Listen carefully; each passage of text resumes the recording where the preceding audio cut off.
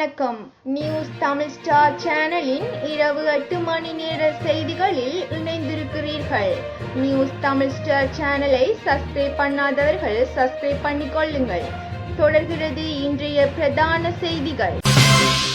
இன்றும் பல பகுதிகளில் மழை. மேல் மற்றும் சப்ரகமுவ மாகாணங்களிலும் நுவரெலியா, கண்டி, காலி மற்றும் மாத்தறை மாவட்டங்களிலும் அவ்வப்போது மழை பெய்யக்கூடும் என வளிமண்டலவியல் திணைக்களம் தெரிவித்துள்ளது. வடமேல் மாகாணத்தில் பல தடவைகள் மழை பெய்யக்கூடும் என அந்த திணைக்களம் வெளியிட்டுள்ள வானிலை முன்னறிவிப்பில் குறிப்பிடப்பட்டுள்ளது. ஊவா மாகாணத்திலும் அம்பாறை மற்றும் மட்டக்களப்பு மாவட்டங்களிலும் சில இடங்களில் மாலை அல்லது இரவில் மழை அல்லது இடியுடன் கூடிய மழை பெய்யக்கூடும். மத்திய மலைநாட்டின் மேற்கு சரிவுகளிலும் வடக்கு, வடமத்திய, தென் மற்றும் வடமேல் மாகாணங்களிலும் திருகோணமலை மாவட்டத்திலும் அவ்வப்போது மணித்தியாலத்திற்கு 30 தொடக்கம் 40 கிலோமீட்டர் வேகத்தில் ஓரளவு பலத்த காற்று வீசக்கூடும். இடியுடன் கூடிய மழையுடன் தற்காலிகமாக பலத்த காற்று மற்றும் மின்னல் தாக்கத்தால் ஏற்படும் ஆபத்துக்களை குறைக்க தேவையான நடவடிக்கைகளை எடுக்குமாறு வளிமண்டலவியல் திணைக்களம் பொதுமக்களை அறிவுறுத்தியுள்ளது. பெண்களின் தொழில்முறை சுதந்திரத்தை உறுதிப்படுத்த வேண்டும்.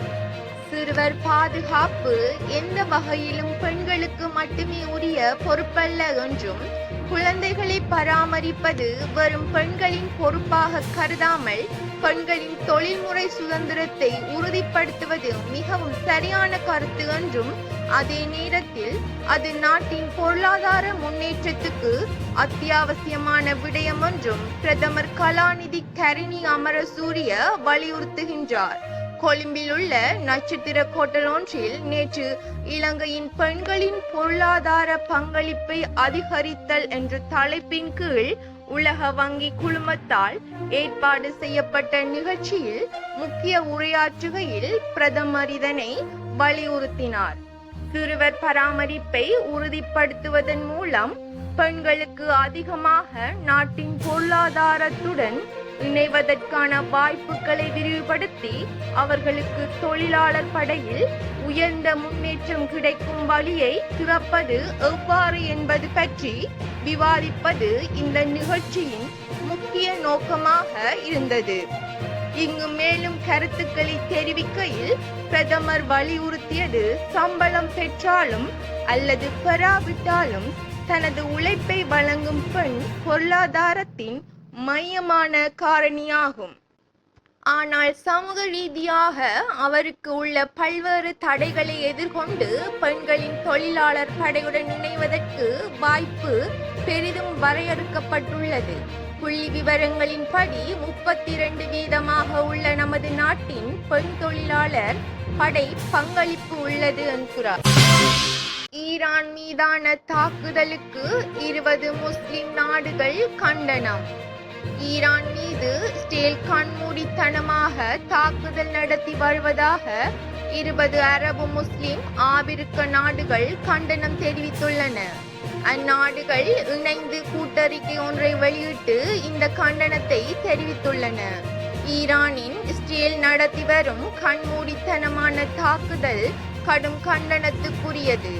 சர்வதேச சட்டங்களுக்கும் ஐநாவின் வழிகாட்டுதலுக்கும் எதிராக ஈரானின் அணுசக்தி மையங்களிலும் இராணுவ தளங்களிலும் இஸ்ரேல் வான்வெளி தாக்குதல் நடத்தி வருகின்றது. ஈரானுக்கு எதிராக இஸ்ரேலின் இந்த தாக்குதல் உடனடியாக முடிவுக்கு கொண்டு வரப்பட வேண்டும். மத்திய கிழக்கு பிராந்தியத்தில் ஏற்கனவே பதற்றம் நிலவி வரும் சூழலில் இந்த தாக்குதல் நடத்தப்பட்டு வருகின்றது. ஈரானுக்கு எதிராக இஸ்ரேலின் இந்த தாக்குதல் உடனடியாக முடிவுக்கு கொண்டு வரப்பட வேண்டும். மத்திய கிழக்கு பிராந்தியத்தில் ஏற்கனவே பதற்றம் நிலவி வரும் சூழலில் இந்த தாக்குதல் நடத்தப்பட்டு வருகின்றது. எனவே தாக்குதலை கைவிட்டு இரு நாடுகளும் போர் நிறுத்தத்தை மேற்கொள்வதற்கான நடவடிக்கைகளை மேற்கொள்ள வேண்டும். ஈரானின் அணுசக்தி மையங்களில் தாக்குதல் நடத்துவதால் அணுக்கதிர்வீச்சு பரவும் அபாயம் உள்ளது. எனவே அதன் மையங்கள் பாதுகாக்கப்பட வேண்டும். அமெரிக்காவுக்கும் ஈரானுக்கும் இடையே தடைப்பட்டுள்ள அணுசக்தி பேச்சுவார்த்தை மீண்டும் தொடங்கப்பட வேண்டும். இந்த பிரச்சினைக்கு அமைதி முறையில் மட்டுமே தீர்வு காண முடியும். மத்திய கிழக்கு பிராந்தியம் அணு ஆயுதமற்ற பகுதியாக இருக்க வேண்டும் என்பதே அரபு நாடுகளின் நீண்டகால நிலைப்பாடு. அந்த நிலையை தொடர்வதற்கான அனைத்து ஆதரவையும் வழங்குவோம் என்று அந்த அறிக்கையில் குறிப்பிடப்பட்டுள்ளது. Turkey, Egypt, Jordan, Saudi Arabia, Pakistan, Qatar, Oman, ஐக்கிய அரபு ராச்சியம், Iraq, Algeria, Bahrain, Brunei, Chad, Comoros, Djibouti, Kuwait, Libya, Mauritania, Somalia, Sudan ஆகிய நாடுகளில் வெளியுறவுத்துறை அமைச்சர்கள் இந்த கூட்டறிக்கையை வெளியிட்டுள்ளனர். 1 கோடி ரூபாய் கப்பம் கோரிய 2 கைது. 1 கோடி ரூபாயை கப்பமாக கேட்டு அதிலிருந்து 20 லட்சம் ரூபாயை கப்பம் பெற்றதாக 2 சந்தேக நபர்கள் கைது செய்யப்பட்டுள்ளனர். நீர்கொழும்பு பிரிவு குற்றத்தடுப்பு பணியகத்தால் அவர்கள் கைது செய்யப்பட்டுள்ளனர். 1 கோடி ரூபாய் கப்பம் கோரியதாகவும் அதில் 20 லட்சம் ரூபாய் செலுத்திய நிலையில் எஞ்சிய தொகையை செலுத்தாவிடின் குழந்தையை கொன்று விடுவோம் என்று கொலை மிரட்டல் விடுவிக்கப்பட்டுள்ளமை தொடர்பில் கடந்த ஜூன் மாதம் 9ஆம் திகதி படல்கம போலீஸ் பிரிவில் உள்ள மெல்வகெதரவில் வசிக்கும் முறைப்பாட்டாளர் நீர்கொழும்பு குற்றத்தடுப்பு பணியகத்துக்கு வழங்கிய முறைப்பாட்டை அடுத்து விசாரணை ஆரம்பிக்கப்பட்டுள்ளது. இது தொடர்பாக நீர்கொழும்பு பிரிவு குற்றத்தடுப்பு பணியகத்தின் அதிகாரிகள் குழுவிற்கு கிடைத்த ரகசிய தகவலை அடுத்து தீதுவ போலீஸ் பிரிவில் உள்ள தம்பத்துறை பகுதியில் நேற்று நடத்திய சோதனை நடவடிக்கையில் 1 கோடி ரூபாவை கப்பமாக கோரிய 2 சந்தேக நபர்களை கைது செய்து படல்கம போலீஸ் நிலையத்தில் ஒப்படைத்தனர். சந்தேக நபர்கள் 32 மற்றும் 46 வயதாக மெட்டியகனி மற்றும் கொட்டுக்கொட பகுதிகளை சேர்ந்தவர்கள் என தெரிய வந்துள்ளது. விசாரணையில் இந்த குற்றத்திற்காக 2 திட்டமிட்ட குற்றவாளிகளின் பெயர்கள் பயன்படுத்தப்பட்டுள்ளதாகவும் அவர்கள் இந்த சம்பவத்தில் ஈடுபடவில்லை என்றும் முறைப்பாட்டாளரை மிரட்ட இந்த பெயர்கள் பயன்படுத்தப்பட்டுள்ளன என்று தெரிய வந்தது. மேலும் இந்த குற்றத்தில் பயன்படுத்தப்பட்ட பொம்மை துப்பாக்கி, குற்றத்திற்கு பயன்படுத்தப்பட்ட மோட்டார் சைக்கிள், கப்பமாக பெற்ற பணத்திலிருந்து கொள்வனவு செய்யப்பட்ட புதிய மோட்டார் சைக்கிள் மற்றும் முச்சக்கர வண்டி ஆகியவை போலீசாரால் பறிமுதல் செய்யப்பட்டது. இதற்கிடையில் குற்றத்தில் பயன்படுத்தப்பட்ட பல கையடக்க தொலைபேசிகள், அந்த தொலைபேசிகளில் உள்ள அனைத்து சிம் கார்டுகள், பல்வேறு வங்கிகளுக்கு சொந்தமான ஏடிஎம் கார்டுகள், மோட்டார் சைக்கிள்கள் மற்றும் முச்சக்கர வண்டியின் அனைத்து ஆவணங்களும் போலீசாரால் பறிமுதல் செய்யப்பட்டுள்ளன. படல்கம போலீசார் மேலதிக விசாரணைகளை முன்னெடுத்து வருகின்றனர். விபத்தில் பாதசாரி பலி, 19 வயது இளைஞன் கைது. திருகோணமலை அம்பே புஷ்ட வீதியில் திருகோணமலை திசையிலிருந்து ஆண்டான்குளம் திசை நோக்கி சென்ற மோட்டார் சைக்கிள் பாதசாரிகள் கடவையில் வீதியை கடந்த பாதசாரி மீது மோதி விபத்து ஏற்பட்டுள்ளது. நேற்று இரவு இடம்பெற்ற இந்த விபத்தில் பாதசாரி பலத்த காயமடைந்து திருகோணமலை வைத்தியசாலையில் அனுமதிக்கப்பட்ட நிலையில் உயிரிழந்தார். உயிரிழந்தவர் ஆண்டான்குளத்தைச் சேர்ந்த 56 வயதானவர் என அடையாளம் காணப்பட்டுள்ளனர். சடலம் திருகோணமலை வைத்தியசாலையில் பிரேத அறையில் வைக்கப்பட்டுள்ளது. விபத்து தொடர்பாக 19 வயது மோட்டார் சைக்கிள் செலுத்தினர் எனவும் அவர் கைது செய்யப்பட்டதுடன் மேலும் உப்புவெளி போலீசார் மேலதிக விசாரணைகளை முன்னெடுத்துள்ளனர். மாத்தளை விமான நிலையத்தின் சுற்றுவேலிக்கு யானைகளால் பாதிப்பு. மாத்தளை ராஜபக்ஷ சர்வதேச விமான நிலையத்தின் சுற்றுவேலி தொடர்பாக தற்போதைய பிரச்சினைகளை நிவர்த்தி செய்வதற்காக பாதுகாப்பு செயலாளர் ஏஆர் வைஸ் மார்ஷல் சம்பத் தூயகொண்டா தலைமையில் நேற்று கூட்டம் ஒன்று நடைபெற்றது. விமான நிலையத்தை சுற்றியுள்ள பகுதியில் யானைகள் ஊடுருவதனால் சுற்றுவேலிக்கு ஏற்படும் தொடர்ச்சியான சேதங்கள் குறித்து இந்த கூட்டத்தின் போது அதிக கவனம் செலுத்தப்பட்டது. விமான நிலைய செயற்பாடுகள் மற்றும் பொது பாதுகாப்பு ஆகிய இரண்டிற்கும் ஏற்படக்கூடிய அச்சுறுத்தல்களை எடுத்துக்காட்டி பாதுகாப்பு செயலாளர் முப்படைகள் உட்பட அனைத்து தொடர்புடைய நிறுவனங்களும் உடனடி தீர்வு நடவடிக்கைகளை எடுக்க அச்சுறுத்தல் வழங்கினார். தற்போதுள்ள சேதங்கள் உடனடியாக சரி செய்வது மட்டுமல்லாமல் எதிர்காலத்தில் இவ்வாறான சேதங்களை தடுக்க நீண்டகால மற்றும் நிலையான தீர்வை எடுக்க வேண்டியதன் முக்கியத்துவத்தை அவர் வலியுறுத்தியிருந்தார். சிவில் பாதுகாப்பு திணைக்களம், வனவிலங்கு பாதுகாப்பு திணைக்களம் மற்றும் விமான நிலையம் மற்றும் விமான சேவைகள் லிமிடெட் ஆகியவற்றை இணைத்து முப்படைகளையும் பிரதிநிதித்துவப்படுத்தும் அதிகாரிகள் இக்கூட்டத்தில் பங்கேற்றனர்.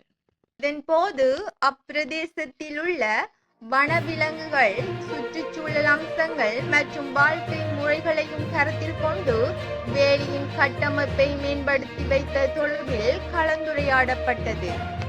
வனவிலங்குகளின் இயற்கை வாழ்விடத்தை சீர்குலைக்காமல் விமான நிலையத்தின் பாதுகாப்பை உறுதி செய்வதற்கு ஒருங்கிணைந்த மற்றும் முன்னெச்சரிக்கை அணுகுமுறையின் அவசியத்தை பாதுகாப்பு செயலாளர் அடிக்கோடிட்டு காட்டினார். தீர்வுகளை சரியான நேரத்தில் செயற்படுத்துவதை உறுதி செய்வதற்கு சம்பந்தப்பட்ட அனைத்து நிறுவனங்களுக்கிடையில் தொடர்ச்சியான தொடர்பை பேணுவதன் முக்கியத்துவத்தை அவர் வலியுறுத்தியிருந்தார். பாதுகாப்பு அமைச்சின் இராணுவ தொடர்பு அதிகாரியும் இக்கலந்துரையாடலில் கலந்து கொண்டிருந்தார்.